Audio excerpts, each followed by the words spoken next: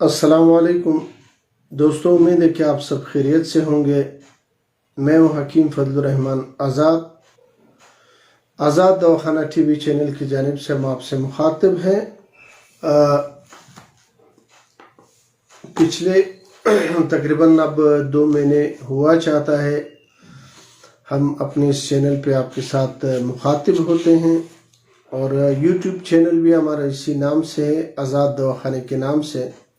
उस पर भी अब तक तकरीबन 55 वीडियो अपलोड हो चुकी है, जिसमें मुख्तलिफ मौज़ूआत पर हमने गुफ्तगू की है। उम्मीद है कि आपने हमारे चैनल को सब्सक्राइब भी किया होगा। सर जी, मैं इंशाल्लाह सबको सब्सक्राइब करवा दूंगा आपका चैनल। जज़ाकल्लाह एहसानुल्लाह। इसी तरह दूसरे दोस्त भी अगर हिम्मत करे।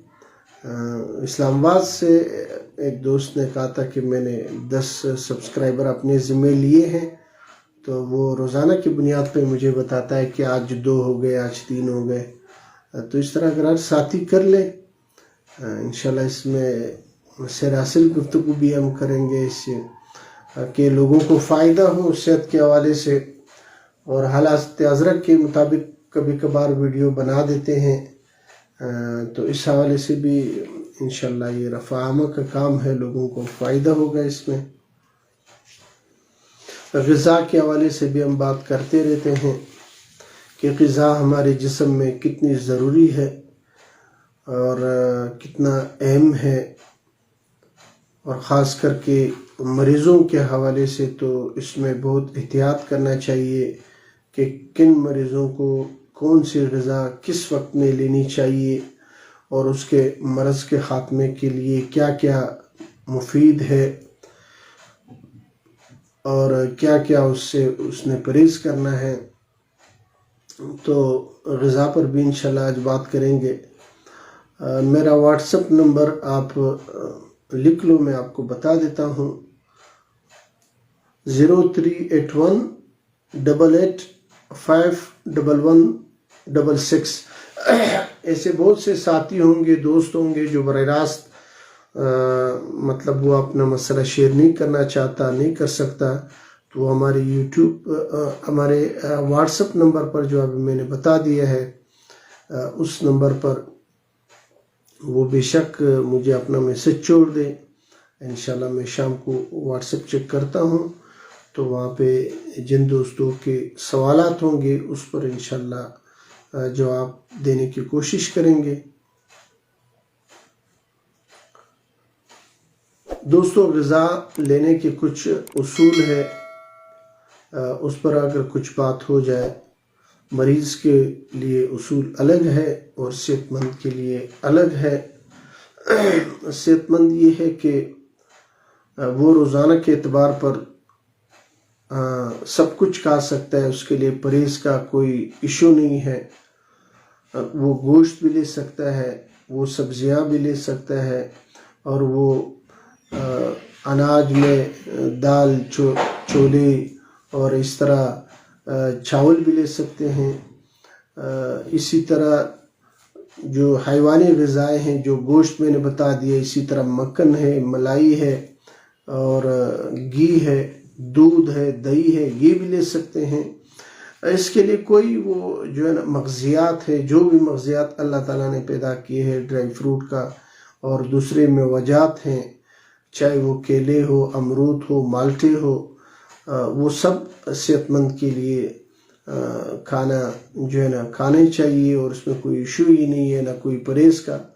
लेकिन एक चीज़ का ख्याल रखें कि एक चीज़ को मुंतखब करके मुसलसल खाना नहीं चाहिए। मतलब एक आदमी है, गोश्त उसको पसंद है, मुसलसल गोश्त खाते रहते हैं और फिर वो गोश्त ज़्यादा खाने की वजह से जो जिस्म में जो ज़रूरत है, ज़रूरत से ज़्यादा उसने खा लिया है। अब ज़्यादा खाने की वजह से उसके जिस्म में बीमारी पैदा हो जाती है। इसी तरह एक आदमी है, गोश्त खाता नहीं है, सब्जियां ज़्यादा खाता है, तो ज़्यादा सब्जियों खाने की वजह से جو جسم میں بیماریاں پیدا ہو سکتی ہے وہ بیماریاں پیدا ہو جاتی ہے گوشت نہ کھانے کی وجہ سے۔ اسی طرح ایک آدمی دودھ زیادہ لینے کی کوشش کرتا ہے، یا ایک آدمی ہے میٹھا زیادہ لیتا ہے، ایک آدمی ہے اس کے مقابل میں دودھ نہیں لیتا، مسلسل دہی لیتا ہے، دہی کھاتا ہے اور ساتھ ہی خشک چیزیں کھا لیتے ہیں، تو ان افراد تفریح سے جو ہے نا پھر فرق آ جاتا ہے۔ اس لیے میں نے جو چیزیں بتا دیے ہیں کہ ایک صحت مند یہ ساری چیزیں کھا سکتے ہیں، ان کا مقصد یہ ہے کہ وہ تبدیل کر کے کھا لیں۔ مطلب ہفتے میں اپنا شیڈول بنائے، 2 دن آپ گوشت کا رکھ لیں، 2 دن اناج کا رکھ لیں، 2 دن سبزیوں کا رکھ لیں، تو اس طرح آپ کے جسم کو گوشت کا بھی جو حصہ ہے وہ ملتا رہے گا، اور اناج کا بھی ملتا رہے گا، اور سبزیوں کا بھی ملتا رہے گا۔ لیکن اگر آپ ایک ہی چیز پر انحصار کریں گے، یا کسی مجبوری کی وجہ سے آپ ایک چیز مسلسل کھا رہے ہیں، یا شوق کی وجہ سے آپ کھا رہے ہیں، تو وہ پھر آپ کے جسم میں بیماریاں پیدا کر سکتے ہیں۔ کون سی بیماریاں ہوں گی، اب میں اس کے حوالے سے آپ کو بتاتا ہوں۔ اگر ایک آدمی مسلسل گوشت خور ہے، گوشت کھاتا ہے، جس طرح ہمارے پشتون بیلٹ والے حضرات بہت گوشت کھاتے ہیں، مسلسل گوشت ہی کھاتا رہتا ہے، اگر اس کو آپ سبزی یا دال وغیرہ کا کہے، وہ اگر ایک دن کھا لیا ورنہ گوشت ہی گوشت پر اس کا گزارا ہوتا ہے، تو پھر ایسے جو ہے نا افراد میں خشکی بڑھ جاتی ہے جسم میں۔ خشکی بڑھنے کے ساتھ جسم میں بواسیری مادہ ظاہر ہو جاتا ہے، قبض، گیس اور کبھی بلیڈنگ کی صورت میں یعنی خونی بواسیر بھی شروع ہو جاتا ہے۔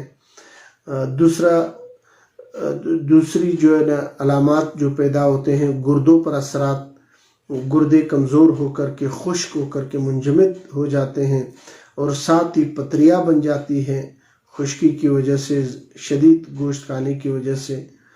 اب اس کے مقابل میں اگر میں دوسرے طرف آپ کو بتا دوں، ایک آدمی ہے گھی زیادہ کھاتا ہے، نمکین چیزیں زیادہ لیتا ہے، اور مرچ مسالے وغیرہ زیادہ لیتے ہیں، تو ایسے لوگوں کو پھر ہیپاٹائٹس ہو جاتا ہے۔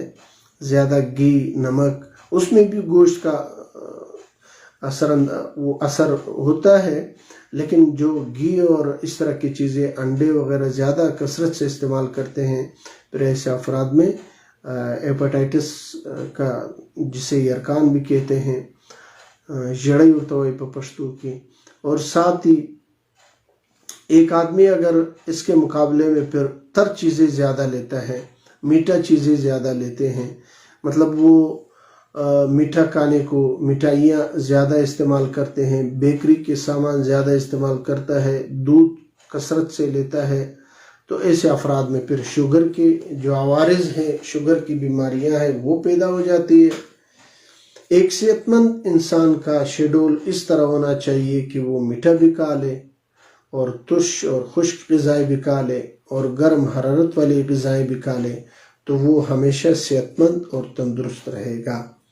اب ہمارے پاس جو مریض آتے ہیں، وہ بھی اکثر اپنے غذاؤں کو جو ہے نا اپنے من پسند چیزوں کو کھا کر کے جو ہے نا وہ مریض بن جاتے ہیں۔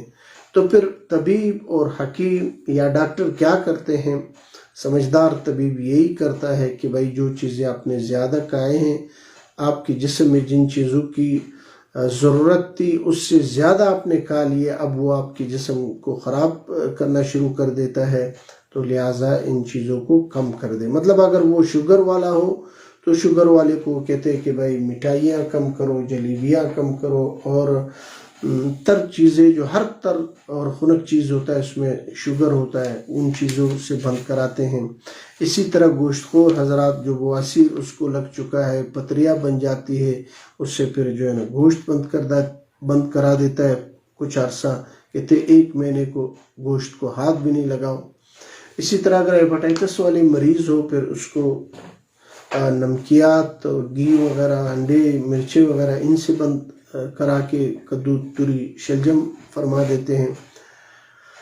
تو یہ تو ہوا صحت مند، اور ساتھ ہی میں نے مریضوں کے حوالے سے بھی اس میں اشارے دے دیے، مطلب صحت مند تمام غذائیں کھا سکتا ہے، تبدیل کر کے پھر اس کا صحت برقرار رہے گا۔ اب کچھ ہی دن پہلے ایک آدمی نے بتایا کہ میں پیٹ کم کرنے کی کوشش کر رہا ہوں، لیکن میں نے اناج کم کر دیے، مطلب خاص کر کے روٹی کو، گندم کو بند کر دیا ہے۔ میرے ساتھ یہاں پہ ایک حکیم ہے، اصل میں وہ حکیم نہیں تھا، بس ایسے اس نے ایک مشورہ دیا تھا کہ بھائی آپ اناج اور یہ کم کر دے تو آپ کا پیٹ کم ہو جائے گا۔ تو اس نے کہا کہ میں کھاؤں کیا؟ وہ تشکیل پہ تھے، تبلیغ پہ، تو اس نے فون کیا تھا کہ یہاں پہ ہم ایسے علاقے میں ہیں جو اکرام زیادہ ہے، اور وہاں پہ ہمیں دودھ زیادہ ملتا ہے، خالص دودھ ہے۔ تو وہ اس حکیم صاحب نے کہا کہ بھائی آپ اسی دودھ میں جلیبیاں کھا کر کے اپنا گزارا کرو، تو آپ اناج بند کرو، آپ کا جو ہے نا پیٹ کم ہو جائے گا۔ اس نے کہا کہ میں نے جب 1 مہینہ استعمال کیا تو پیٹ اور بڑھ گیا، جسم فربا ہو گیا۔ تو پھر اس نے مشورہ کیا تھا کہ میں کیا کروں۔ میں نے کہا بھائی اسی لیے تو کہتے ہیں نیم حکیم خطرہ جان، نیم ملا خطرہ ایمان۔ میں نے کہا اس نے گندم کے حوالے سے تو آپ کو ٹھیک کہا تھا کہ گندم بند کر دے یا کم کر دے، لیکن ساتھ ہی اس نے ایسی چیز بتائی جو موٹاپے کو واپس زیادہ کرتا ہے، جسم کو فربا بناتا ہے، میٹھا چیز۔ اب دودھ بھی میٹھا ہے، اور اپنا جلیبی بھی سارا ہی شیرہ ہوتا ہے، میٹھا ہوتا ہے۔ یہ دونوں کو جب کھا لیتے ہیں، اس سے جسم آپ پیٹ بھر دیتے ہو، تو ظاہر ہے اس کے کیلوریز کا وہ حصہ تو زیادہ بننا شروع ہو جائے گا اور جسم بڑھ جائے گا۔ پھر میں نے اس کو بتایا کہ آپ نے اپنے اوپر ظلم کیا ہے، اب 1 مہینے آپ نے میٹھا چیزوں کو اور دودھ کو دیکھنا بھی نہیں ہے۔ اگر آپ کے وہاں پر مل سکے تو آپ خشک گوشت کھائیں، مطلب گوشت کڑھائی کی شکل میں ہو یا کباب کی شکل میں ہو۔ بے شک آپ روٹی لے لیں، گندم کی آدھی روٹی لے لیں بجائے 2 یا 1 روٹی کے آدھی روٹی، یا اگر آپ 2 کھا رہے 1 روٹی اس طرح کم کر کے لے لیں تو انشاءاللہ پیٹ واپس کم ہو جائے گا، اور جسم جو نا اپنے حالت پہ آ جائے گا۔ اس کو کچھ ورزش کا طریقہ بھی بتا دیا، امید ہے کہ وہ اس پر عمل کر رہا ہوگا۔ تو دوستو یہ ہوا غذا کے حوالے سے کچھ باتیں۔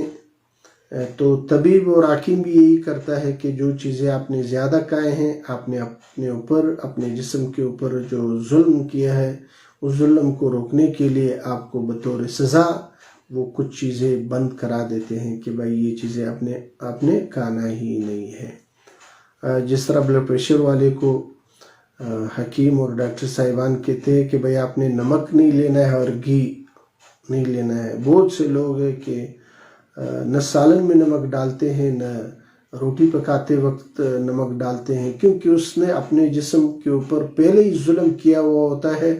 نمکین اور گھی والی چیزیں اتنے کھائے ہیں کہ جسم میں بلڈ پریشر اور ہیپاٹائٹس جیسے امراض پیدا ہو گئے۔